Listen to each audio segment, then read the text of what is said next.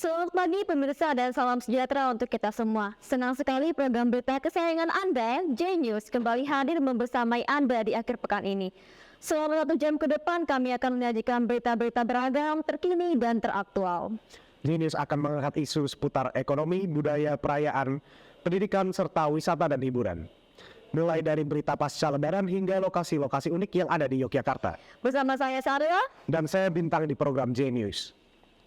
Memasuki berita yang pertama, Kampung Jogokarian atau Kampung Ramadan di Yogyakarta yang menjual berbagai menu takjil setiap tahunnya. Jogokarian selalu ramai didatangi oleh ribuan masyarakat, terlebih pada saat mendekati Hari Raya Idul Fitri. Bagaimana suasana di sana? Mari kita simak bersama.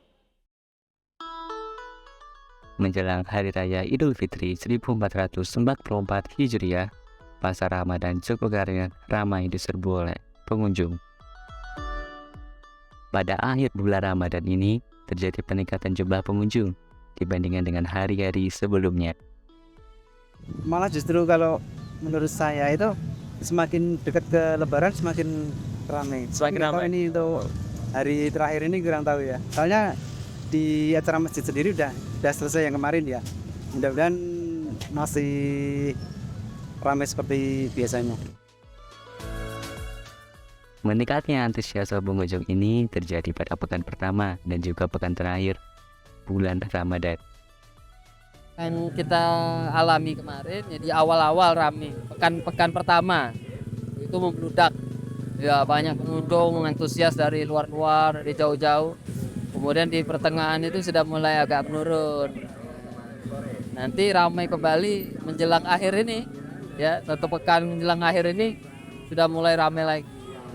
Karena banyak mungkin dari orang-orang mudik dari luar masuk. Jika Anda ingin berkunjung ke Pasar Ramadan Jogokarian, berikut adalah tips yang dapat dilakukan agar tidak terjebak pada keramaian. Sebenarnya habis asar langsung ke sini aja sih sebenarnya gitu kan. Kalau ini kan sekarang nggak ada buka bersama, tapi kalau tahun depan mungkin ya nanti habis asar langsung ke sini, kalau perlu asar di sini. Menu takjil yang dijual di Pasar Ramadan ini juga sangat beragam, mulai dari es buah, otak-otak, cumi bakar, dan aneka jajanan lainnya. Dari Jogokarian Yogyakarta, Aradian Fedora melaporkan. Luar biasa sekali ya animo masyarakat terhadap pasar Jogokarian ini. Dan beralih ke berita selanjutnya datang dari Kota Palembang. Dari tahun ke tahun mayoritas masyarakat Kota Palembang melakukan sholat Id di Masjid Agung. Namun, sejak beberapa tahun ke belakang antusias masyarakat untuk melaksanakan sholat Id di masjid ini justru menurun. Berikut laporan selengkapnya. Selamat pagi pemirsa, saat ini saya sedang melaporkan dari Masjid Agung Palembang dan waktu saat ini ditunjukkan pada pukul 7.40 dan bisa dilihat di belakang saya bahwa kondisi sudah ramai dan semua akses menuju Masjid Agung Palembang sudah ditutup sehingga tidak ada lagi kendaraan yang bisa berlalu lintas melewati Masjid Agung Palembang karena sudah dimulainya rangkaian sholat Id pada hari ini. Menurut laporan kepolisian setempat, Masjid Agung Palembang sudah mulai diramaikan penduduk sejak pukul 6 pagi. Sebelum kemudian, seluruh akses menuju masjid ini ditutup pukul 7 pagi. Beliau adalah Pak Nanda, salah seorang warga sekaligus tukang parkir yang sudah bekerja di wilayah Masjid Agung Palembang sejak beberapa tahun silam. Menurut beliau, ia turut merasakan penurunan animo masyarakat dalam melaksanakan sholat Id di Masjid Agung Palembang. Hal ini dikarenakan para masyarakat dianggap tidak mendapatkan tempat yang layak dalam melaksanakan sholat. Hal ini bisa dilihat dari penampakan yang terjadi di tahun ini, di mana masyarakat turut memenuhi lapangan sekitar Masjid Agung Palembang demi bisa melaksanakan sholat. Sekian laporan saya dari Masjid Agung Palembang, sampai jumpa di kesempatan berikutnya. Masih seputar perayaan Lebaran, berita selanjutnya berkaitan dengan harga bahan pokok pasca Lebaran. Kondisi harga bahan pangan pasca Lebaran seringkali menjadi perhatian masyarakat setiap tahunnya. Terkhusus harga bahan pangan di Pasar Legi Kota Gede Yogyakarta. Beberapa komoditas pangan di Pasar Legi mengalami kenaikan harga. Berikut liputan selengkapnya.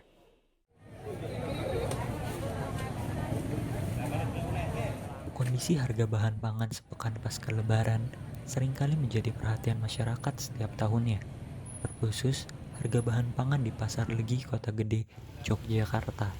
beberapa komoditas pangan di Pasar Legi mengalami kenaikan harga.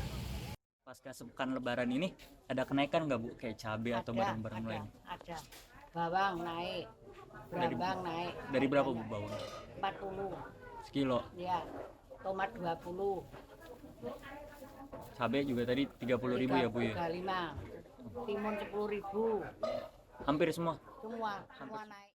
Kenaikan harga bahan pangan ini dirasakan pula oleh sejumlah pembeli sepekan pasca lebaran, seperti harga ayam yang naik sebesar 40.000 per kilo, bawang merah dan putih 40.000 per kilo, cabai 35.000 per kilo, dan beras 11.000 per kilo. Pasca lebaran ini ada mengalami kenaikan nggak Bu? Naik. Contohnya Bu? Ayam, Ayam dari berapa? daging 40. Jadi 40 sekarang. Terus itu beras ya Bu ya? Berapa? Ini 11.000. Beras. Jadi rata-rata sekarang mulai naik ya Bu ya semenjak lebaran ini ya. Sepekan pasca lebaran, antusias masyarakat dalam memenuhi kebutuhan pangan semakin tinggi. Di sisi lain, pasokan bahan pangan belum tercukupi dikarenakan distributor masih banyak yang melaksanakan libur lebaran. Inilah faktor tingginya harga bahan pangan sepekan pasca lebaran di Pasar Legi Kota Gede. Dari Pasar Legi Kota Gede, Yuta Singgusti melaporkan. Jika kita tadi melihat dari perspektif ekonomi, berita selanjutnya kita akan bersama-sama menyaksikan kondisi pasca lebaran dari sudut pandang lingkungan. Lebaran, hari kemenangan yang identik dengan perayaan, ternyata berbuah buruk pada lingkungan. Sampah di TPA Piyungan mengalami peningkatan volume pasca libur lebaran. Lantas, langkah seperti apa yang diambil oleh pihak pengelola TPA Piyungan dalam mengatasi peningkatan volume sampah tersebut? Mari kita simak laporan selengkapnya. Keindahan perayaan Hari Raya yang penuh kegembiraan dan keceriaan saat perayaan Lebaran usai. Bersamaan dengan itu, muncul tantangan baru yang harus dihadapi, yaitu peningkatan volume sampah di tempat pembuangan akhir Piyungan pasca Lebaran.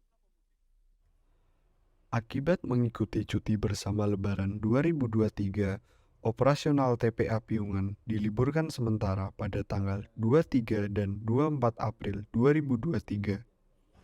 Hal tersebut cukup memberikan dampak yang besar terhadap volume sampah pasca Lebaran di tempat pembuangan akhir tersebut. Jadi kalau pasca Lebaran secara volume jelas ada peningkatan. Tingkat konsumsi masyarakat di hari raya dari sumber penghasil sampah pasti lebih banyak dari hari biasanya. Peningkatan volume sampah pasca Lebaran telah diprediksi oleh pihak pengelola TPA Piyungan. Mereka melakukan berbagai cara untuk mengelola sampah yang menumpuk, mulai dari membuka lahan baru di TPA hingga memperbanyak alat berat. Karena pada umumnya sampah-sampah itu kan diambilnya lebih banyak setelah Lebaran, terutama dari tempat-tempat wisata, hotel atau apa, itu kan sampah makin banyak. Sektor pariwisata menjadi salah satu penyumbang terbesar dalam peningkatan tingkat konsumsi sekaligus volume sampah di TPA Piyungan. Minimnya proses pemilahan sampah dari sumbernya juga mengakibatkan menumpuknya sampah di TPS seluruh DIY. Pembukaan lahan baru dan penambahan alat berat sedikit banyak membantu pihak pengelola dalam mengatasi permasalahan tersebut. Antisipasi tersebut telah cukup diusahakan demi menjaga kontrol volume sampah pasca Lebaran di tempat pembuangan akhir Piyungan. Dari Yogyakarta, Tito dan Safira melaporkan. Memprihatinkan sekali ya Syarlah, TPA Piyungan tersebut. Semoga segera menemukan solusi dari pemerintah. Berita selanjutnya datang dari salah satu ikon Yogyakarta, yaitu Alun-Alun Kidul. Libur Lebaran sebagai salah satu waktu yang tepat bagi wisatawan untuk berkunjung dan berlibur di Yogyakarta. Khususnya Alun-Alun Kidul sebagai tempat wisata yang terkenal di kalangan para wisatawan. Saat ini tampak ramai dipadati oleh pengunjung dari dalam maupun luar kota. Bagaimana kondisi langsung di lapangan, mari kita simak bersama. Alun-alun Kidul Yogyakarta sebagai salah satu objek wisata di daerah Keraton Yogyakarta menjadi salah satu objek wisata yang paling digemari oleh wisatawan dari dalam daerah maupun luar daerah Yogyakarta itu sendiri. Berhubung dengan adanya liburan Lebaran sehabis Idul Fitri 2023, tampak alun-alun Kidul dipenuhi oleh para wisatawan yang sedang berkunjung.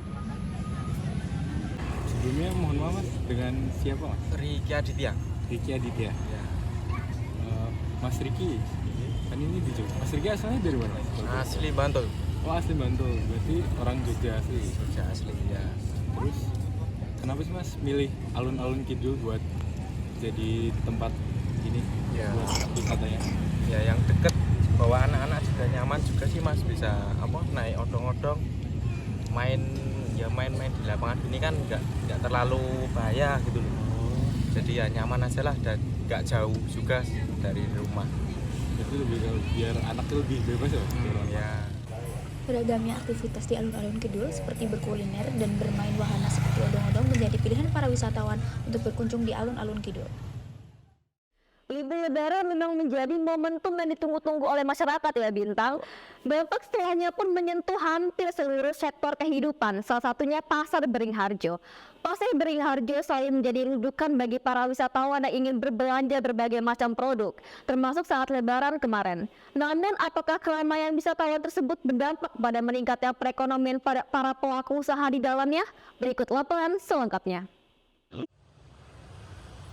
Berbeda dari lokal market lainnya, Pasar Beringharjo telah menjadi destinasi wisata yang masuk ke dalam list kunjungan wajib wisatawan yang tengah berlibur di Yogyakarta. Pasca sebulan menahan lapar dan dahaga, Libur Lebaran menjadi salah satu momentum masyarakat untuk datang beramai-ramai ke Pasar Beringharjo dan memborong berbagai macam produk yang ditawarkan di dalamnya. Perbandingannya selama puasa sama pas Lebaran nih lebih ramai. Oh, lebih ramai pas ini liburan. Dengan pas liburan. Puasa kan nggak ada orang piknik toh. Mau ini juga kan puasa nggak makan minum. Sepi banget kalau pas puasa aja. Berarti untuk omsetnya sendiri tuh ada peningkatan yang signifikan nggak sih? Iya. Alhamdulillah ada lah. Ya bisa buat kebutuhan ini lainnya. Dari cukup banyak gitu ya? Iya lumayan. Meningkatnya jumlah pengunjung pasca Lebaran mendorong adanya pertumbuhan ekonomi yang progresif terhadap para pedagang pasar. Meski belum dapat menutupi pengeluaran selama libur Lebaran, peningkatan omset yang diperoleh dianggap cukup untuk memenuhi kebutuhan hidup sehari-hari. Meningkatnya jumlah pengunjung pasca Lebaran dipengaruhi oleh tingginya tingkat pengeluaran masyarakat di masa Lebaran. Hal ini mendorong adanya pertumbuhan ekonomi yang progresif terhadap para pedagang pasar. Meski belum dapat menutupi pengeluaran selama libur Lebaran, peningkatan omset yang diperoleh dianggap cukup untuk memenuhi kebutuhan hidup sehari-hari. Lebaran membawa serta konsumen dengan banyak keberkahan bagi para pedagang pasar. Perputaran ekonomi yang meningkat dapat turut membantu pertumbuhan ekonomi untuk bangkit kembali dari masa pandemi. Dari Yogyakarta, Safira dan Tito melaporkan. Berbicara soal wisata, kurang lengkap rasanya bila belum membahas mengenai wisata kuliner legendaris.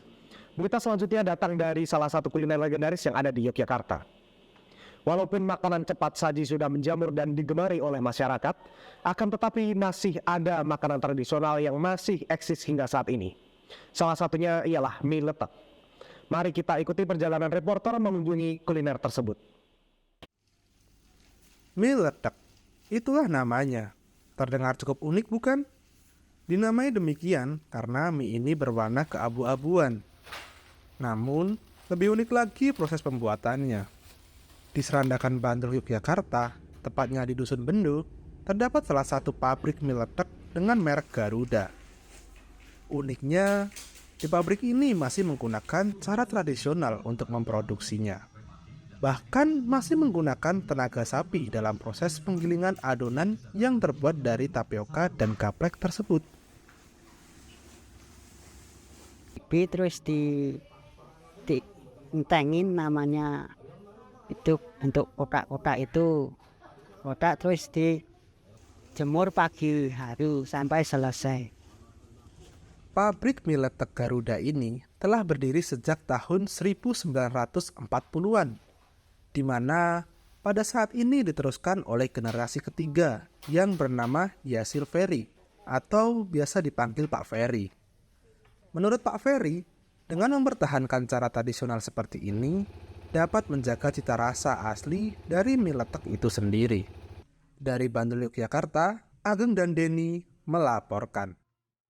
J-News akan kembali hadir dengan berita beragam lainnya setelah pariwara berikut ini.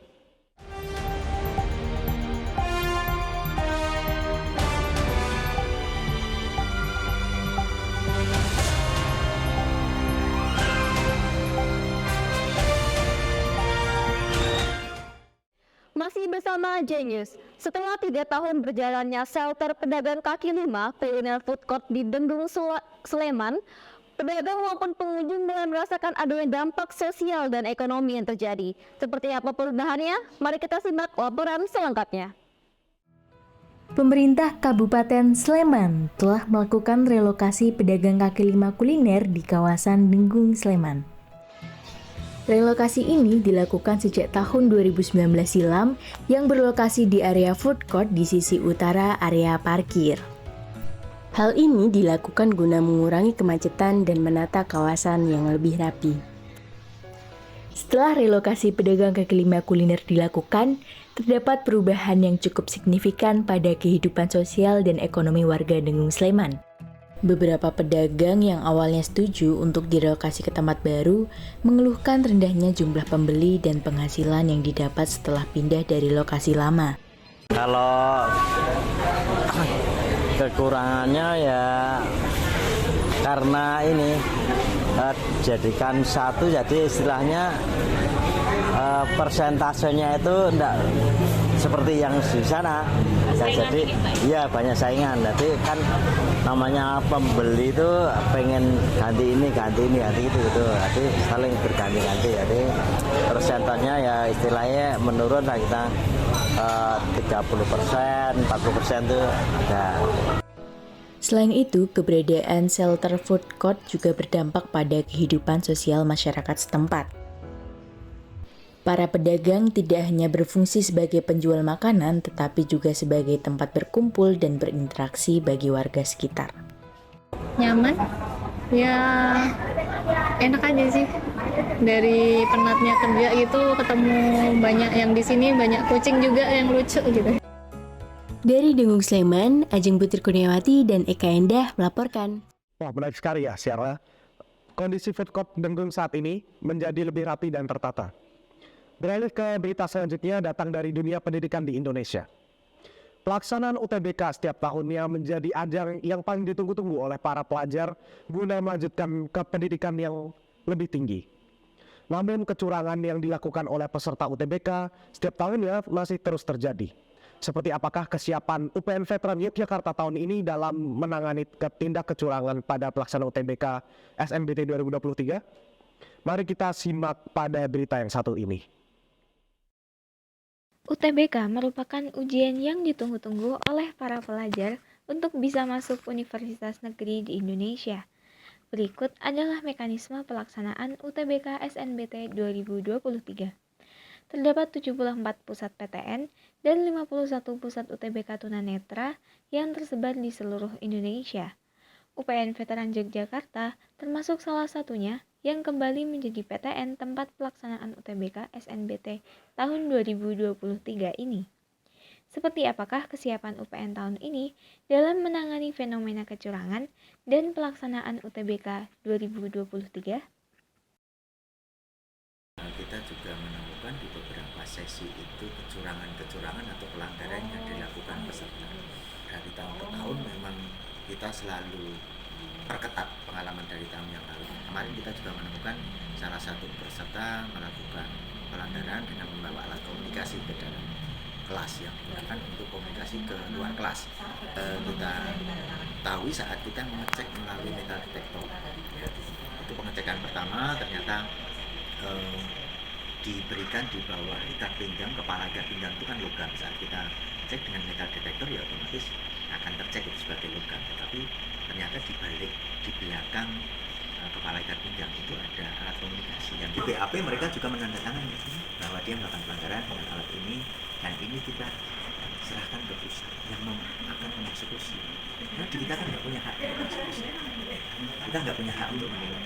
Kita hanya penyelenggaraan tempat untuk tes. Ya sudah, kita buat berita acara pelaksanaan ujian itu sesuai dengan apa yang ada dan itu kita buat juga kronologis kejadian. Kemudian kalau dari sisi pengawas, dari sisi petugas-petugas pendukung, saya kira UPN support sebaik mungkin. Jika tadi kita melihat persiapan UTBK dari kampus UTN, berita selanjutnya akan menyoroti persiapan UTBK yang dilakukan oleh kampus UGM. Tidak seperti tahun sebelumnya, UGM sebagai salah satu pusat UTBK SNBT 2023 yang dilaksanakan tanpa clear area. Bagaimana liputannya? Mari kita simak bersama. Selamat sore pemirsa, bersama saya Salsabila Asani. Saat ini saya sedang berada di Universitas Gadjah Mada, tepatnya di Fakultas Ilmu Budaya. Untuk saat ini, Universitas Gadjah Mada menjadi salah satu pusat lokasi UTBK SNBT tahun 2023. UTBK SNBT 2023 di Universitas Gadjah Mada digelar serentak pada tanggal 8 Mei hingga 14 Mei tahun 2023. Sebanyak 13.448 peserta mengikuti UTBK SNBT tahun 2023 di Universitas Gadjah Mada.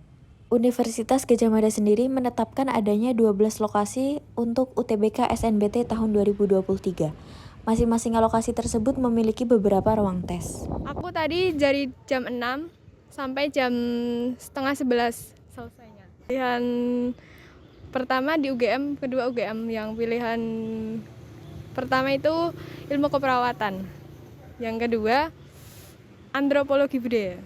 Walaupun Universitas Gadjah Mada dijadikan pusat lokasi UTBK SNBT tahun 2023, namun untuk kegiatan perkuliahan tetap dilakukan secara luring dan tidak adanya aturan clear area di Universitas Gadjah Mada sendiri.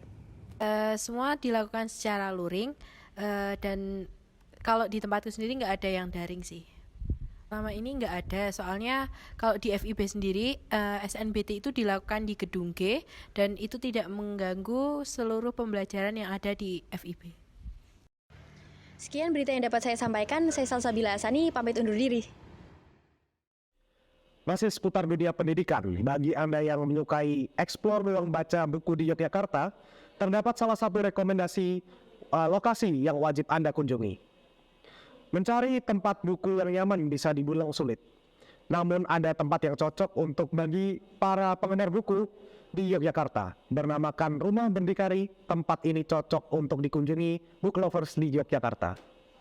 Selain sebagai ruang baca buku, Rumah Berdikari ini juga menyediakan minuman layaknya kafe pada umumnya. Mari kita simak liputan selengkapnya. Mencari tempat membaca buku yang nyaman bisa dibilang sulit.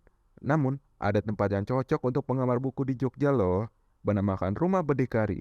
Tempat ini sering dikunjungi book lovers dari dalam maupun luar Jogja. Ini toko buku online. Ini adalah toko buku online yang kemudian ini ada offline-nya yang sebenarnya ini gudang, tapi karena permintaan teman-teman kemudian kita bikin store. Tapi bisnis utama kami itu online.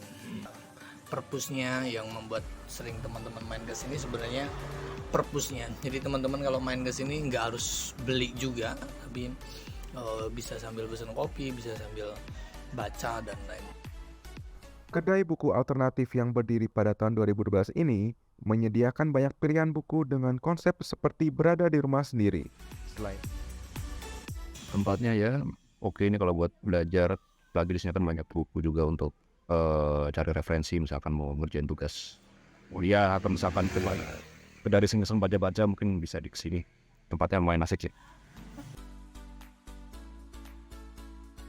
Nah, harapannya Berdikari sih buku menjadi kebutuhan ya. Jadi bukan soal literasi naik atau turun, tapi hari ini kamu baca atau enggak, hari ini kamu makan atau enggak. Nah, dia sama halnya dengan makan gitu. Makanya kita punya salah satu kampanye Sandang Pangan Bacaan. Bagaimana bacaan menjadi satu kebutuhan gitu. Ya, biar kita nggak jadi zombie. Setelah mengetahui kedai Berdikari lebih dalam, yuk kunjungi kedai ini untuk saling menambah informasi. Saya Razo Karis, undur diri. Rumah Berdikari ini benar-benar menjadi tempat yang nyaman ya untuk para book lover. Dan beralih ke berita selanjutnya datang dari pagelaran salah satu budaya di Indonesia. Anda ingin menghabiskan waktu pasca lebaran? Nah, mungkin pagelaran Reok Kubro yang diadakan di Bantul, Yogyakarta ini dapat menjadi sarana untuk menghabiskan waktu Anda dengan keluarga. Berikut liputan selengkapnya.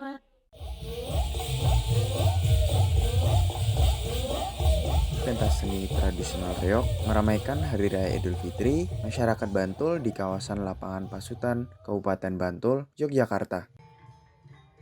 Pentas pasca Lebaran Idul Fitri yang tergabung dalam pentas seni reog kubro ini rutin diselenggarakan setiap tahun oleh warga Desa Pasutan, Kecamatan Trenggo, Bantul. Sama sih, bekerja sama di mana satu misi untuk memperjuangkan seni, melestarikan kebudayaan, gimana di sini tuh acaranya agenda adat istiadat. Sini satu tahun sekali, biasanya gitu.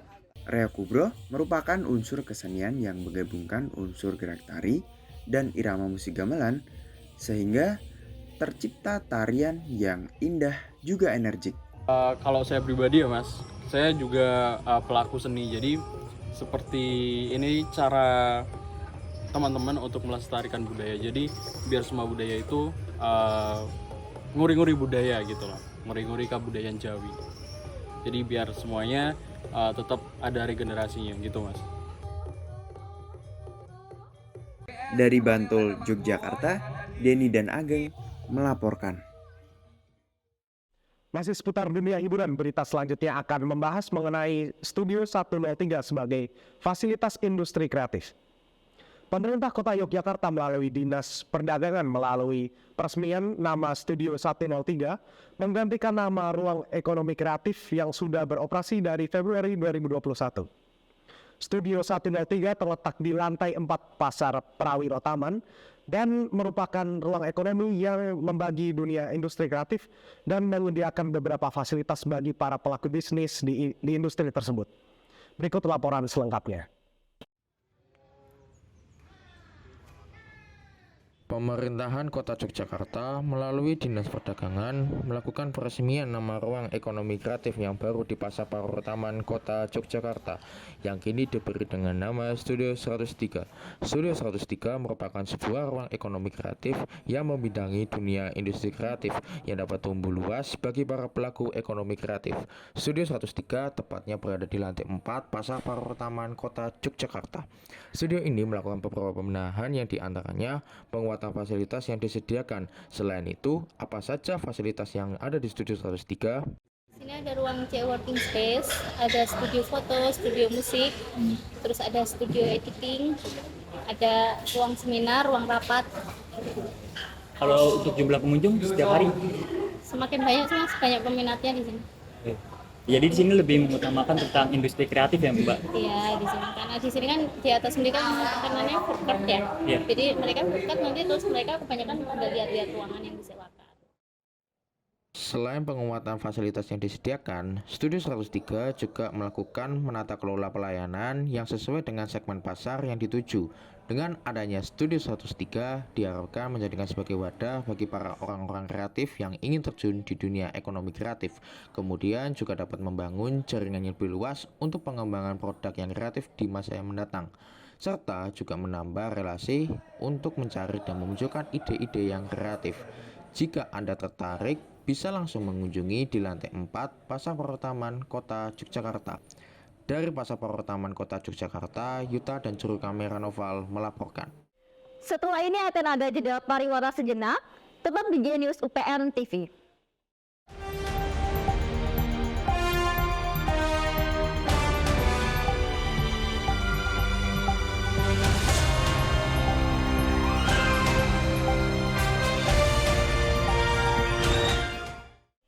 Kembali lagi di Genius.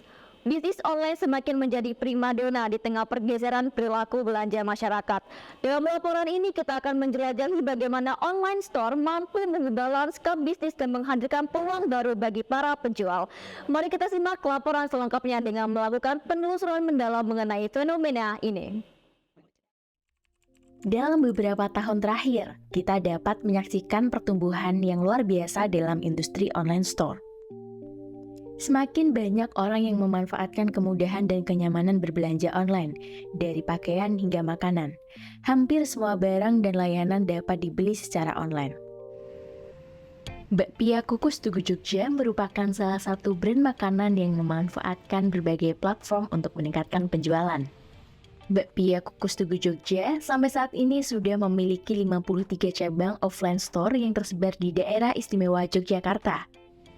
Walaupun demikian, ia tetap mengikuti perkembangan teknologi dengan menggunakan platform digital. Ada lumayan banyak Mbak di berbagai aplikasi sudah tersedia seperti di website, Shopee, Tokopedia, GrabFood, dan GoFood juga sudah ada. Ia juga mengatakan bahwa setelah ia menggunakan platform online, penjualannya meningkat secara signifikan. Ia memanfaatkan media sosial dan strategi pemasaran digital sehingga dapat menjangkau pelanggan di Indonesia bahkan dunia. Hal tersebut dapat memperluas pasar dan meningkatkan penjualan secara signifikan. Biasanya dengan konten informatif dan menarik, kadang juga ngadain giveaway. Data menunjukkan bahwa penjualan online terus meningkat setiap tahunnya. Menurut Asosiasi E-commerce Indonesia, penjualan e-commerce di Indonesia meningkat sebesar 22% dari tahun lalu. Bahkan, Indonesia masuk ke dalam 10 negara terbesar pertumbuhan e-commerce-nya dengan pertumbuhan 78% dan berada di peringkat ke-1. Angka ini membuktikan bahwa online store menjadi kekuatan yang tak bisa diabaikan dalam dunia bisnis. Dari Yogyakarta, Ajeng dan Eka melaporkan. Beralih ke berita selanjutnya mengenai eksistensi desa wisata di Kasongan, Bantul. Desa wisata ini menjadi salah satu destinasi yang wajib dikunjungi saat berlibur. Lokasinya bertempat di Kecamatan Kasihan, Kabupaten Bantul, daerah istimewa Yogyakarta. Desa ini adalah desa wisata Kasongan yang terkenal sebagai pusat seni dan kerajinan turun-menurun di sepanjang Jalan Kasihan, Kabupaten Bantul. Berikut laporan selengkapnya. Desa wisata ini menjadikan salah satu destinasi yang perlu dikunjungi saat berlibur. Lokasinya bertempat di Kecamatan Kasihan, Kabupaten Bantul, daerah istimewa Yogyakarta. Desa wisata ini dikenal dengan nama Desa Wisata Kasongan. Desa ini juga dikenal sebagai pusat seni dan kerajinan yang sudah menjadi turun-temurun di sepanjang Jalan Kasihan, Kabupaten Bantul. Bagaimanakah mereka dengan perkembangan era modern tersebut? Akankah tetap bertahan dan eksis untuk berdagang? Pertama bangunan pertama sini dulu masih sawah. Oh, dulu masih sawah. Terus akhirnya semua pada buka. Akhirnya aku jadi buka souvenir. Nah, dulu souvenirnya memang laku berat. Nah, setelah itu Jepang, krisis moneter, gunung labu, terus apalagi COVID. Nah itu COVID-nya itu yang menurun berat. Jadi COVID langsung menurun ya Bu? Makanya saya sudah nggak produksi souvenir. Cuman ya menyediakan anak-anak sekolah ini. Lalu bagaimanakah kondisi ekonominya dengan ada pesaing kompetitor pengrajin lainnya? Itu bisa mencukupi gak Bu secara ekonomi terhadap bisnis yang Ibu lakukan di sini? Alhamdulillah bisa. Tetap bisa ya Bu ya? Walaupun di sini kan kompetitor banyak Bu ya? Banyak. Di desa ini pasti kompetitor. Tergantung kita penjualnya itu murah atau mahal. Kalau saya pribadi kan untuk harga grosir. Jadi untuk jujukan para untuk grosir untuk mau dijual lagi gitu. Desa wisata Kasongan telah menjadikan pengalaman yang tak terlupakan bagi para pengunjung. Dari keindahan alamnya yang memukau hingga kehangatan budaya yang terasa di setiap sudutnya, desa ini benar-benar menjadi destinasi yang wajib untuk dicoba dikunjungi, sehingga dapat banyak ilmu dan bisa dijadikan sebagai cendera mata bagi teman dan sanak saudara. Dari Kecamatan Kasihan, Kabupaten Bantul, Yuta dan Noval melaporkan. Indah sekali ya desa wisata tersebut, Bintang. Selanjutnya kita akan melihat keunikan Gereja Ganjuran, sebuah bukti akulturasi budaya Katolik dan Jawa. Gereja Ganjuran, sebuah tempat beribadah umat Katolik yang satu ini memiliki keunikan tersendiri. Konsep dari struktur pembangunan Gereja Ganjuran menanamkan akulturasi budaya yang tidak biasa, yaitu Katolik dan budaya Jawa itu sendiri. Berikut laporan selengkapnya. Gereja Ganjuran merupakan salah satu gereja Katolik yang berada di Kabupaten Bantul, Yogyakarta. Gereja ini berdiri sejak tahun 1924, tepatnya pada tanggal 16 April 1924. Gereja Ganjuran ini didirikan oleh seorang warga negara Belanda yang jatuh cinta terhadap budaya Jawa, yakni Smoetser. Oleh karena itu, gereja ini memiliki keunikannya sendiri, yakni gereja ini merupakan hasil akulturasi budaya, di mana gereja ini sendiri memiliki corak Jawa. Buat gereja Ganjuran ini unik itu bisa dilihat dari bangunannya di belakang. Ini tuh kayak gereja ini tuh inkulturasi antara agama Katolik dengan budaya Jawa gitu. Salah satu bentuk corak budaya Jawa yang terlihat pada gereja Ganjuran ini adalah terdapatnya candi yang di dalamnya terdapat patung Yesus. Selain itu, peribadatan di gereja ini juga menggunakan dua bahasa, yakni bahasa Indonesia dan juga bahasa Jawa. Di sekitar komplek gereja Ganjuran ini juga terdapat beberapa spot yang memiliki keunikannya sendiri. Di sana terdapat beberapa paseban yang dapat digunakan oleh jemaat untuk beristirahat. Selain itu, terdapat juga relief yang menggambarkan kisah Yesus ketika disalib. Serta terdapat juga keran air yang dipercayai oleh umat Katolik. Keran tersebut memancarkan air suci. Dari Bantul, Yogyakarta, Novan dan Sabil melaporkan. Masih seputar khas Yogyakarta, menilik kuliner unik gudeg kaleng dari Yogyakarta.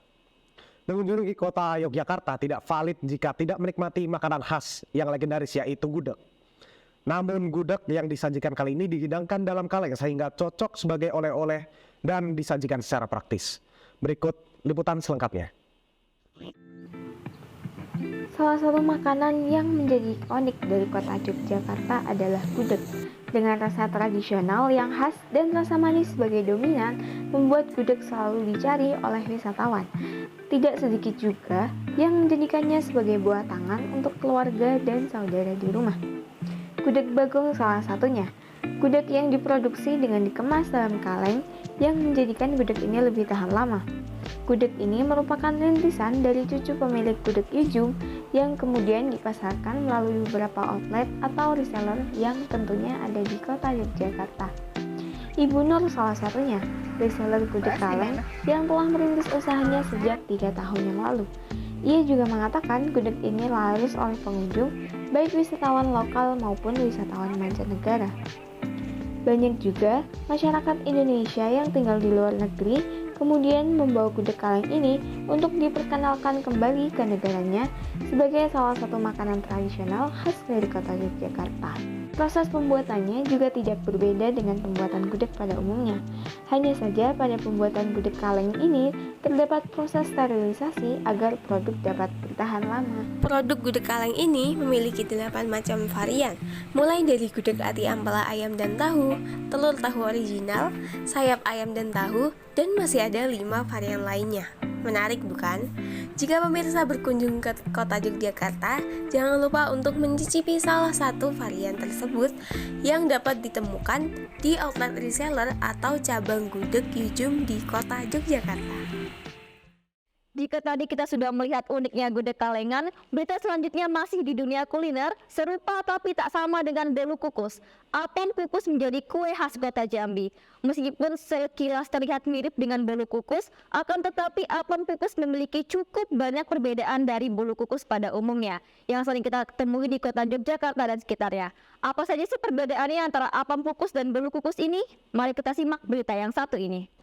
Kali ini kita akan berkenalan dengan salah satu kuliner dari Sumatera Selatan, yaitu dari kota Jambi. Apam kukus menjadi salah satu makanan ringan khas dari kota beradat ini. Apam kukus mungkin terlihat mirip dengan bolu kukus, tapi jangan dulu terkecoh pemirsa. Apam kukus ini terbuat dari bahan-bahan yang sama sekali berbeda dengan bolu kukus pada umumnya. Meskipun sama-sama memiliki rasa yang manis, tekstur yang dimiliki apam sangat berbeda dari tekstur bolu kukus. Sebab bolu kukus dibuat dengan menggunakan tepung, gandum, telur, dan mentega sebagai bahan dasarnya. Bedakan apam dari bolu kukus apa, Pak? Dari tepungnya beda. Kalau ini tepung beras, kalau bolu tepung gandum.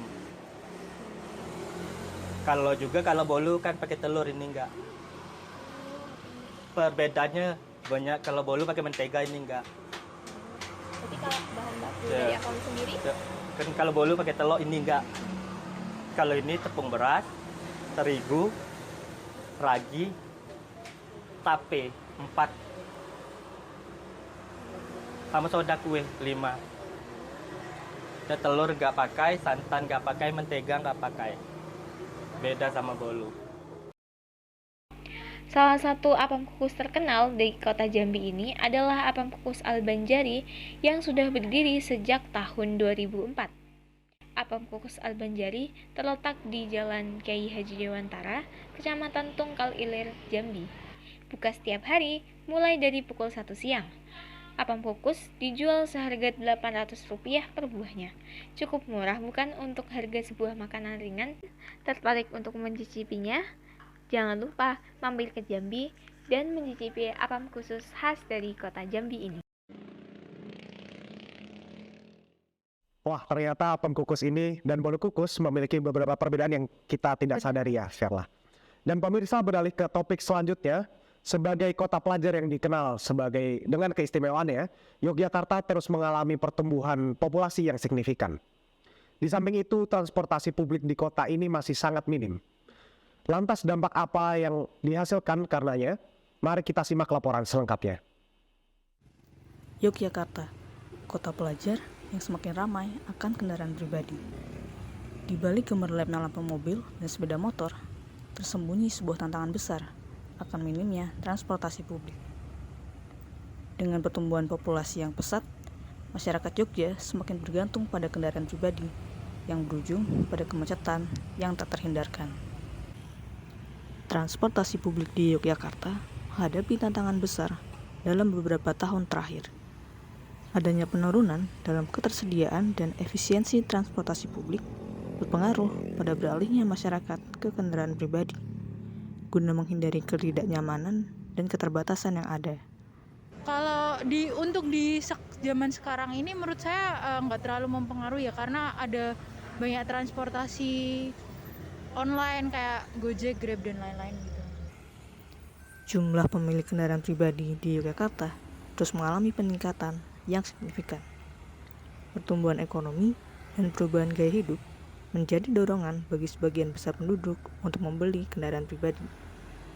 Selain itu, banyak orang lebih memilih kendaraan pribadi demi kenyamanan dan efisiensi. Untuk penggunaan kendaraan mungkin bisa simpelnya itu bisa sewaktu-waktu bisa pergi-pergi ke sana kan lebih menghemat. Misalkan gitu kan, sekarang transportasi online juga banyak toh. Itu cenderungnya kebanyakannya dari situ juga. Kemacetan lalu lintas yang semakin parah mengakibatkan waktu perjalanan yang lebih lama dan produktivitas yang menurun. Tingginya emisi gas rumah kaca dari kendaraan pribadi juga berdampak buruk pada kualitas udara dan lingkungan. Kebutuhan akan transportasi publik yang memadai menjadi kunci penting percepatan pembangunan kota serta memudahkan aksesibilitas bagi semua lapisan masyarakat. Dari Yogyakarta, Tito dan Safira melaporkan. Jamus akan kembali hadir menyapa Anda setelah jeda pariwara berikut ini.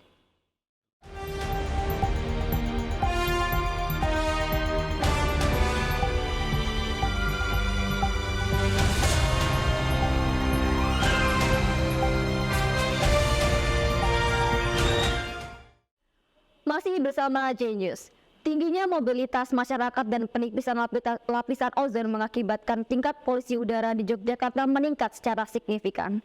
Kini banyak lembaga yang menyikapi dengan hal positif. Salah satunya ada klinik Dr. Avandi yang memberikan informasi dan imbauan terhadap masyarakat, terkhususnya kalangan pelajar dan mahasiswa. Berikut laporan selengkapnya. Dapat dilansir dari Indeks Kualitas Udara Yogyakarta, diketahui bahwa konsentrasi polutan Yogyakarta pada saat ini telah mencapai titik 2,3 kali lebih tinggi dari batas yang direkomendasikan oleh nilai pedoman kualitas udara oleh WHO. Dengan kata lain, dapat dikatakan bahwa polusi udara di Yogyakarta saat ini telah mencapai titik tinggi. Polusi di kota Yogyakarta ini disebabkan oleh berbagai hal, antara lain ialah partikel padat dan partikel cair yang disebut aerosol, serta gas dari emisi kendaraan, aktivitas konstruksi, pabrik, serta bahan bakar fosil.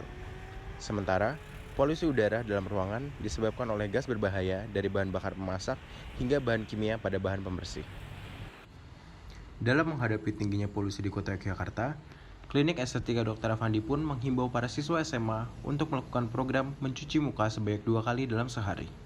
Pak Budi, yang merupakan perwakilan dari Klinik Estetika Dr. Avandi, kini tengah menjelaskan Alasan mengapa mereka menghimbau para siswa untuk melaksanakan program tersebut dan yang lain tak bukan ialah untuk menghadapi polusi.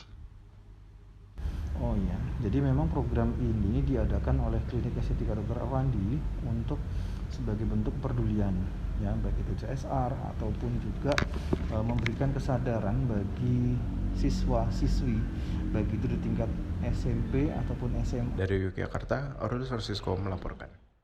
Beralih ke berita selanjutnya, marak adanya depo pasir dan tambang pasir dadakan berakibat fatal bagi jalan penghubung antar desa di desa Nepi. Pasalnya jalan yang tadinya aman dan nyaman dilalui oleh penduduk desa, notabene saat ini banyak yang berlubang dan berlumpur jika tergenang air. Berikut laporan selengkapnya.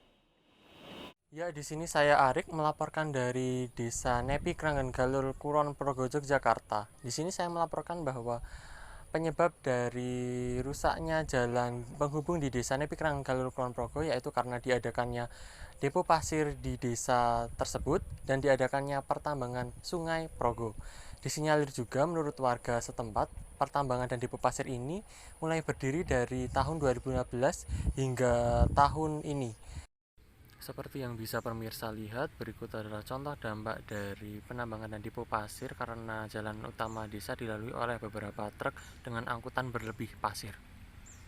Jalan. Kalau tanggapan saya sih, karena dengan depo pasir ini sebenarnya jadi apa ya, mata pencaharian untuk warga juga berharap jika pertambangan ini masih berlangsung dapat menjadikan manfaat bagi warga sekitar. Ini jalan ini memang statusnya juga jalan kabupaten dan saya juga sebagai aparatur negara. Ini dulu sudah dana dari beliau Bapak Bupati itu sudah clear mau turun, tapi karena kondisi jalannya juga masih dilewati truk-truk pengangkut pasir, jadi dana tersebut dialihkan.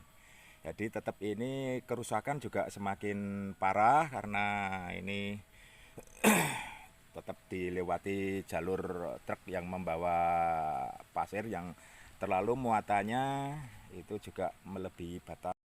Tak hanya itu, depo pasir juga berakibat fatal terhadap banjir bandang yang terjadi di Sungai Progo, terutama pada musim penghujan yang berakibat pada rusaknya tanggul Sungai Progo. Sekian laporan yang dapat saya sampaikan. Arik Wahyu Satria dari Brosot Galur Kulon Progo melaporkan. Kembali ke studio. Beralih ke topik selanjutnya. Kasus penipuan jual beli properti di Yogyakarta semakin hari semakin marak. Hal tersebut tentunya menjadi ancaman bagi para calon pemberi. Agar terhindar dari penipuan, ada beberapa hal yang harus diketahui sebelum membeli properti, khususnya rumah. Mari kita simak liputannya. Penyelewengan tanah kas desa yang terjadi di Sleman, Yogyakarta, di mana tanah kas desa malah dimanfaatkan untuk membangun hunian yang kemudian dijual atau disewakan. Hal tersebut malah menjadi momok bagi masyarakat yang ingin mencari hunian yang tepat dan nyaman. Agar tidak terkena penipuan jual beli rumah atau tanah, caranya adalah dengan mengetahui beberapa indikasi dokumen yang menyertai. Untuk umumnya, yang pertama harus tahu siapa yang memiliki tanah tersebut, dokumen pendukung untuk tanah tersebut seperti sertifikat asli, fotokopi KTP, KK, dan syarat-syarat untuk balik nama mungkin itu harus jelas. Dikarenakan kalau misalnya nanti ternyata itu sertifikat atau bangunan tersebut sudah menjadi tanggungan atau sudah berpindah tangan dari pihak pertama ke pihak ketiga, itu nanti akan istilahnya akan sulit di waktu balik nama. Masyarakat diminta untuk hati-hati dalam membeli rumah, dan juga masyarakat bisa mengajukan bantuan melalui notaris atau pengecekan dokumen melalui Badan Pertanahan Nasional. Dari Yogyakarta, Ageng dan Denny melaporkan. Berita selanjutnya datang dari daerah Babarsari.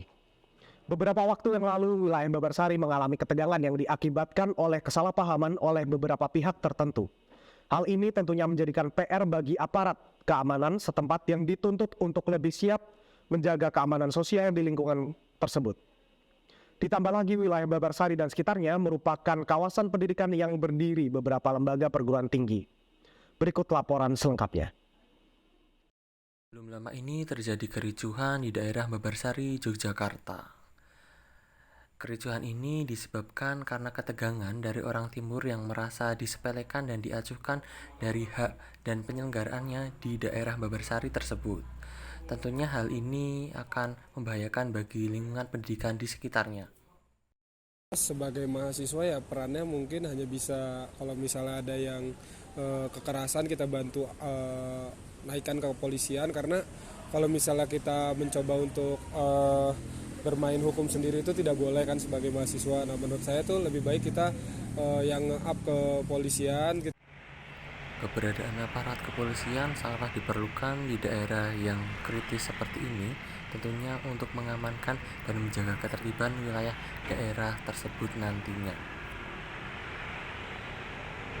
Ya mungkin banyak juga mahasiswa yang kuliah di sekitar SCBD ini itu merupakan pendatang gitu ya, dari berbagai macam latar belakang keluarga, terus juga agama gitu ya, terus juga suku, tempat tinggal gitu ya, dan seterusnya. Jadi sama-sama saling menghargai bahwa mereka di sini tuh menumpang gitu ya, menumpang untuk kuliah, menumpang untuk belajar. Jadi sebisa mungkin ciptakanlah situasi yang kondusif gitu ya, situasi yang tidak merugikan orang banyak. Pesan dari dosen adalah tetap fokus belajar dan salinglah menghargai teman satu sama lain walaupun itu berbeda latar belakang. Nah jadi ya kita ya sopan-sopan aja gitu loh, maksudnya gak usah kayak jadi atau apalah gitu, pokoknya janganlah. Yang penting kita intinya di sini kembali ke tujuan kita ngapain, terus kita juga ya pokoknya cari istilahnya itu cari aman sama damai.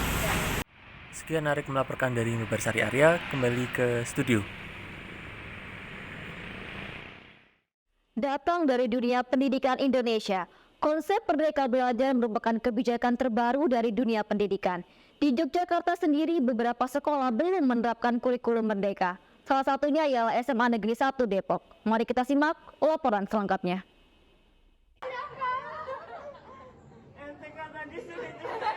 Konsep Merdeka Belajar merupakan kebijakan terbaru dalam dunia pendidikan nasional. Kurikulum Merdeka diluncurkan oleh Mendikbudristek pada Februari 2022 sebagai salah satu program Merdeka Belajar untuk meningkatkan kualitas pembelajaran. Di Yogyakarta sendiri, beberapa sekolah belum menerapkan kurikulum Merdeka, salah satunya ialah SMA Negeri 1 Depok. Namun, pengimplementasian kurikulum Merdeka masih terus diupayakan dan diperbaiki mengingat kondisi yang berbeda-beda di setiap satuan pendidikan dan daerah.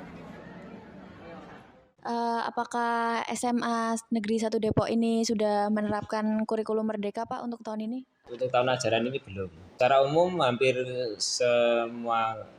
kebanyakan SMA DDI memang belum. Jadi memang kebanyakan SMA DDI tahun ajaran ini belum. Baru rencana mulai tahun ajaran depan baru mulai dirancang untuk banyak yang mulai menyentuh ke sana. Yang menjadi hal adalah kita harus adaptatif terhadap seluruh hal yang baru. Nah, kalau memang kurikulumnya dirubah menjadi baru ya kita harus siap. Adaptatif. Ya kalau versinya Mas Nadiem kan mungkin ada hal merdekanya, itu merdekanya, kemudian yang kedua P5-nya, proyek penguatan profil pelajar Pancasila, yaitu PUSPA itu. Kemudian yang ketiga lebih mengedepankan keberpihakan pada murid melalui pembelajaran yang mengedepankan diferensiasi, kompetensi sosial emosional, melihat profil siswa dan sebagainya. Sekian berita yang dapat saya sampaikan. Saya Salsabila Asani pamit undur diri. Beralih ke topik politik yang hangat menjadi perbincangan masyarakat saat ini. 14 Februari 2024 mendatang, pemilu akan kembali digelar. Pemilu yang berkualitas tidak akan terwujud tanpa adanya peran mahasiswa di dalamnya.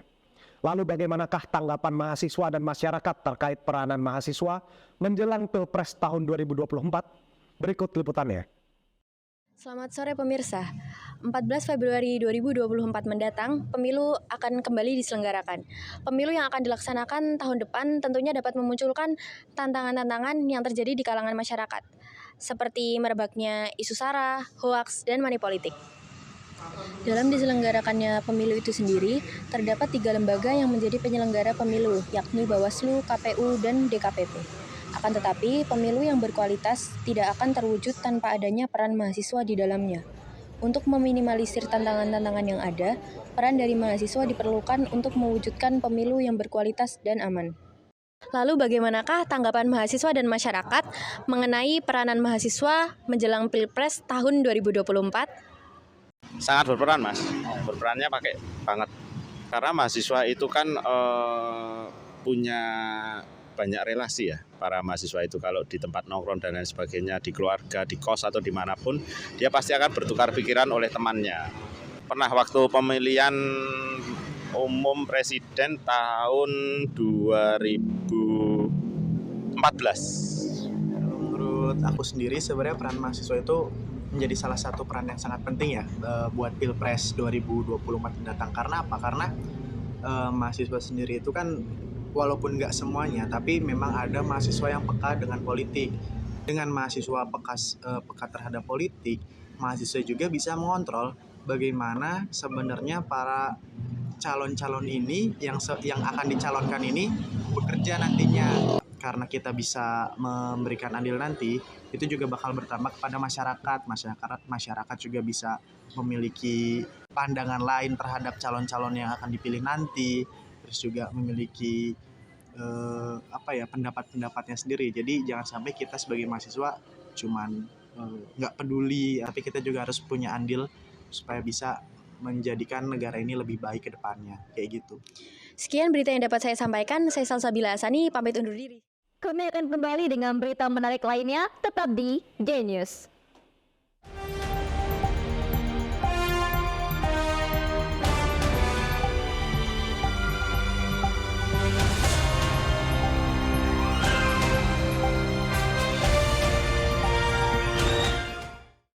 Kembali lagi di Genius. National University Debate Championship NUDC merupakan kompetisi debat bahasa Inggris yang diadakan oleh Puspresnas pada tingkat perguruan tinggi. UPN Jogja tiap tahun selalu berpartisipasi dalam lomba yang bergengsi ini. Pada tahun ini UPN Jogja mendelegasikan 2 mahasiswa sebagai debaters, yaitu Ryan dan juga Tadia, yang berasal dari jurusan Hubungan Internasional. Berikut laporan selengkapnya. National University Debate Championship (NUDC) merupakan kompetisi debat bahasa Inggris yang diadakan oleh Pusat Prestasi Nasional pada tingkatan perguruan tinggi. UPN Veteran Yogyakarta tiap tahunnya selalu berpartisipasi dalam ajang lomba yang bergengsi ini. Pada tahun ini, UPN Jogja mendelegasikan 2 mahasiswa sebagai debaters, yaitu Ryan dan Tania, yang berasal dari jurusan Hubungan Internasional. Saja ini menjadi sebuah pengalaman dan juga pelatihan bagi diri saya sendiri untuk berprogres dan juga mengembangkan bakat saya di bidang debat tentunya. Dan tentunya sangat bangga dapat mewakili UPN Veteran Yogyakarta karena saya sendiri juga tentu merasa hal ini merupakan kewajiban saya untuk membanggakan alma mater saya seperti saya kenakan pada saat ini. Akan tetapi, meningkatnya gengsi kompetisi NUDC di Jogja pada tahun ini telah menciptakan sebuah tantangan baru bagi para delegasi UPN. Dan pada saat yang sama itu juga sebuah kehormatan ya, karena berdebat dengan orang yang lebih baik daripada kamu itu adalah sebuah hal yang sangat-sangat enriching, apalagi dalam hal berdebat, di mana kekalahan itu sebenarnya sesuatu yang bakal lebih banyak memberikan makna sama memberikan lebih banyak pembelajaran daripada kemenangan. Freshly Griswan, selaku fasilitator dan pendamping debat delegasi UPN, turut senang dengan kehadiran NUDC, sebab hal tersebut bisa melatih cara berpikir kritis mahasiswa. Ini NUDC adalah bakat mereka berpikir kritis, mengevaluasi mungkin tingkat pengetahuan mereka terhadap suatu hal. Kita UPN itu bisa tahu kalau mahasiswa itu spesial. Mereka bisa berbahasa Inggris dan juga bisa berpikir kritis. Itu adalah 2 hal yang sangat amat jarang kita temui di era sekarang ini. Sekian, Razaka Haris melaporkan. Beralih ke topik karnaval dalam rangka mengimplementasikan kurikulum merdeka sekaligus menghadapi akreditasi adiwiyata tingkat nasional, SMA Negeri 2 Bantul mengadakan panen karya berupa parade dan karnaval Cinta Lingkungan di Malioboro. Panen karya ini bertajuk Cinta Terhadap Energi, Air, Udara, dan Sampah, dan keanekaragaman hayati yang ada. Berikut liputan lengkapnya. Pada hari Minggu siang, tanggal 21 Mei 2023, SMA 2 Bantul mengadakan parade dan karnaval panen karya dalam rangka pengimplementasian kurikulum Kampus Merdeka. Dengan hal itu, SMA 2 Bantul juga menciptakan tujuan agar masyarakat lebih gemar dan cinta terhadap lingkungannya di sekitar mereka. Kita mengambil gaya hidup berkelanjutan. Jadi, pawai kemarin di Malioboro itu membawa tema gaya hidup berkelanjutan dengan setiap kelompok ada 4 kelompok, ada kelompok air, energi, sampah, dan keanekaragaman hayati. Kemudian acara kemarin juga sekaligus untuk mendukung SMA Negeri 2 Bantul itu dalam adiwiyata. Ditambah pula bertepatan dengan Hari Kebangkitan Nasional tahun 2023, sekaligus sebagai wujud sekolah adiwiyata yang mengimplementasikan kurikulum Merdeka, SMA Negeri 2 Bantul mempersembahkan pawai edukasi dengan tema Gaya Hidup Berkelanjutan, Bangkit Lebih Kuat, Berdiri Lebih Hebat, dalam semangat Merdeka Belajar. Mengusung tema gaya hidup berkelanjutan. Nah, gaya hidup berkelanjutan itu dibagi jadi 4 tema. Temanya tuh ada air, sampah, keanekaragaman hayati, dan juga energi. Terus kalau saya pribadi dulu pas jadi peserta itu saya menjadi salah satu ikon di tema air. Teman-teman dari SMA Negeri 2 Bantul juga berharap dengan diadakannya pawai ini dapat memberikan motivasi kepada teman-teman SMA di daerah lain, khususnya di Bantul dan di Yogyakarta. Semoga teman-teman yang lainnya tetap senantiasa cinta lingkungan dan cinta damai terhadap lingkungan pendidikan dan lingkungan alam di Indonesia. Diharap juga dengan adanya parade cinta lingkungan ini dapat menyadarkan kita betapa pentingnya untuk menjaga sumber daya alam maupun buatan demi keberlangsungan hidup anak cucu kita ke depannya. Arik Wahyu Satria, Aurelius Francisco dari Malioboro melaporkan kembali ke studio. Berita selanjutnya datang dari salah satu lomba marching band di Yogyakarta. Lomba marching band tingkat TK dan SD di Gor Panguan Sleman berlangsung secara meriah. Lomba yang diikuti oleh 44 peserta dari TK dan SD di Yogyakarta ini dihadiri oleh ratusan warga yang ikut meramaikan. Mari kita simak bersama keseruannya.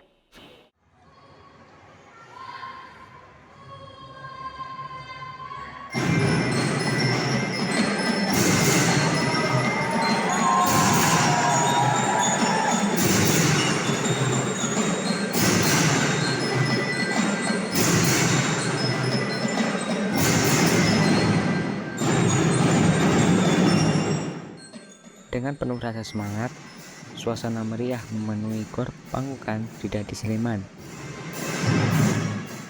Lomba drum band tingkat TK dan SD di kota Yogyakarta diikuti oleh 44 sekolah, termasuk 39 taman kanak-kanak dan 5 sekolah dasar.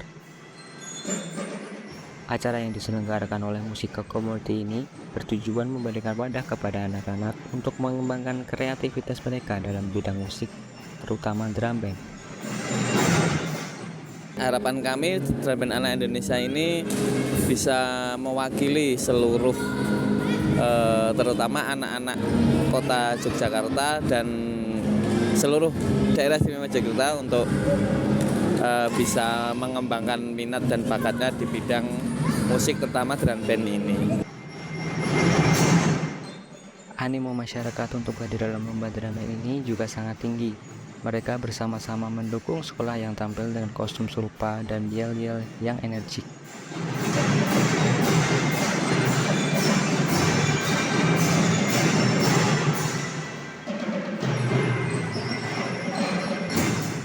Acara ini mendapatkan respon positif dari orang tua dan dinilai dapat membangkitkan semangat anak-anak dalam berkegiatan. Acara ini bagus, membangkitkan semangat anak-anak. Dari Gor Pangukan Sleman, Aradia dan Fedora melaporkan. Beralih ke topik ekonomi, saat ini Yogyakarta sedang diramaikan oleh UMKM lokal dari berbagai sektor. Hal ini tidak lepas dari peran Rumah Kreatif BUMN Yogyakarta yang menyediakan berbagai fasilitas dan program untuk pengembangan para wirausahaan ini. Hari ini, saya sedang berada di Rumah Kreatif BUMN Yogyakarta, atau yang biasa disingkat sebagai Ruby. Ruby terletak di Jalan Sagan Timur, Daerah Istimewa Yogyakarta. Rumah kreatif ini merupakan sebuah wadah untuk memfasilitasi UMKM lokal untuk semakin dikenal oleh para masyarakat. Oleh karena itu, di kantor Ruby ini tersedia berbagai karya dari UMKM lokal dari berbagai sektor bisnis, mulai dari food and beverage hingga pakaian, bahkan juga furniture. Semua hasil karya UMKM lokal ini bukan hanya sekedar untuk dipajang, tetapi juga dapat dibeli oleh masyarakat yang tertarik.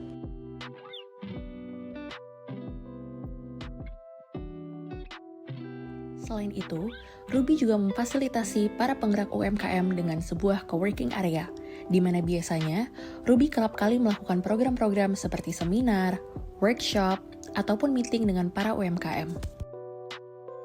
Program ini kan ada banyak banget nih, kita ada yang kemarin baru aja selesai dilaksanakan, itu ada Brinkubator. Ini program inkubasi dari BRI, mereka yang lolos di sini memiliki peluang lebih besar untuk untuk produknya itu dipromosikan di Brilliantpreneur. Kemudian juga kita buatkan e-katalog juga nih, untuk kedepannya itu bisa kita promosikan ke kantor pusat kayak gitu ya. Ini untuk yang Brinkubatornya sendiri. Kemudian fasilitas yang lain, kita ada program namanya Brilliantpreneurs. Nah, Brilliantpreneur ini merupakan pameran ya. Ini program tahunannya dari Rumah BUMN. Brilliantpreneur ini merupakan pameran yang diselenggarakan tahunan. Kemudian UMKM ini mereka difasilitasi nih, full fasilitas dari Bank Rakyat Indonesia. Jadi kita mendatangkan calon buyer itu dari domestik maupun dari mancanegara, betul dari internasional. Berikut merupakan program-program yang sudah sukses dilaksanakan oleh Ruby.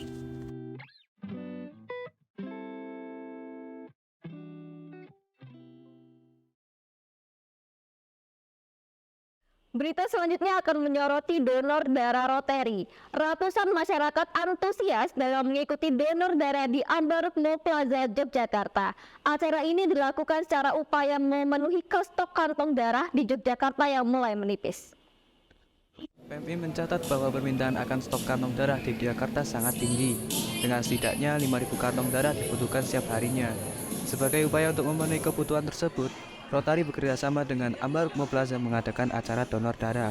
Data terakhir dari PMI juga menyatakan setiap bulan minimal 5.000 kantong darah dibutuhkan di Jogja. Nah, kita mendengar itu juga kita berusaha berpartisipasi untuk membantu PMI menyiapkan kantong darah untuk masyarakat yang membutuhkan. Kita memberikan info tentang ketersediaan venue donor darah, lalu kita juga memberikan door prize. Lalu kalau dari klub kita sendiri, setiap pemilik darah kita beri voucher makan supaya masyarakat tertarik, dan kita juga memberikan info bagaimana budgetnya donor darah untuk kesehatan pendengar. Acara tersebut dihadiri oleh ratusan sukarelawan yang dengan sukacita menyumbangkan darah mereka. Mendonorkan darah dinilai penting dan memberikan berbagai manfaat bagi tubuh agar lebih sehat. Misalnya udah terbiasa donor darah, misalnya udah 4 bulan nggak donor itu, kayaknya itu ininya sakit, badannya itu nggak penak rasanya. Jadi setelah donor darah itu langsung enteng badannya. Masyarakat diharapkan untuk berpartisipasi dalam kegiatan donor darah, karena setiap setetes darah memiliki nilai yang sangat penting bagi mereka yang membutuhkannya. Kepada masyarakat Indonesia dan khususnya masyarakat DIY, kami mohon kerjasamanya dan saling berbagi, sebab tetesan darah satu pun sangat berarti bagi yang membutuhkan, karena stok DIY sebelum lebaran sampai lebaran memang menurun, dan alhamdulillah sekarang sudah mulai meningkat kembali karena banyak teman-teman yang sudah mendonorkan dirinya.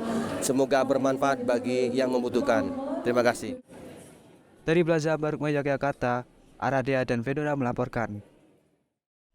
Beralih ke dunia olahraga, Ansari, mahasiswa UPN Veteran Yogyakarta, juarai cabang olahraga voli tingkat nasional. Ia mengaku telah menekuni olahraga tersebut sejak duduk di bangku SMP. Olahraga bola voli menjadi salah satu olahraga favorit di Indonesia. Banyak sekali legenda maupun pemain yang kini masih aktif yang memiliki segudang prestasi di cabang olahraga ini. Ansari Triwibowo atau sering disapa Ari, mahasiswa UPN Veteran Yogyakarta, ternyata mengaku telah menggemari olahraga sejak duduk di bangku SMP. Hobi olahraga voli ini dimulai sejak SMP. SMP itu awalnya sih bulu tangkis di SD, terus pindah di voli di SMP. Berkat usaha dan konsisten yang ia lakukan, baru-baru ini Ari berhasil meraih juara 1 cabang olahraga voli putra tingkat nasional pada kejuaraan Porsimnas Wimaya 2022 di Jawa Timur. Tidak hanya itu, Ari mengungkapkan bahwa dirinya pernah berhasil meraih juara 2 cabang olahraga voli putra pada kejuaraan bola voli nasional Universitas Negeri Yogyakarta. UNY itu dapat juara 2, itu kategorinya senasional. Terus yang di Jawa Timur juga nasional, itu juara 1 di Jawa Timur. Tapi sebenarnya kami mengikuti lomba itu untuk menambah jam terbang dan pengalaman sih sebenarnya. Untuk juara itu bonus lah, hasil kerja keras kami. Latihan keras dan konsisten yang dilakukan Ari dalam beberapa bulan terakhir berhasil mengantar dirinya dan tim mainnya menjadi yang terbaik nomor 1 pada kejuaraan tingkat nasional tersebut. Hal ini membuktikan bahwa hasil baik didapatkan dari proses yang baik. Dari Yogyakarta, Eka dan Ajeng melaporkan. Dan terima kasih telah menyaksikan program G-News hingga akhir. Saya Sarla. Dan saya Bintang, kami pamit undur diri. Terima kasih dan sampai jumpa.